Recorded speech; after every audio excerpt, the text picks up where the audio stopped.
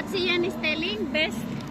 Ano sabi mo siya? What Sian you're telling to Daddy? That Sian was begging Daddy to get to buy a cookie, and Sian even said, and then Sian even said, "You said that Dad always does the best for his children." And then? And I was like, And then what? Si Sian? Sian begged Daddy. Marunong until na Daddy kumunsensya eh. Ano sinabi ng daddy? Ano sinabi ng daddy sa'yo? Sian? What Daddy Sian! told you? Ano sinabi ko? I'm not telling you. What Sian told to Daddy? I didn't hear it. Oh yeah, a dad always does the best for his son. And then? He begged Daddy until Daddy bought it. Si Sian marunong na talaga.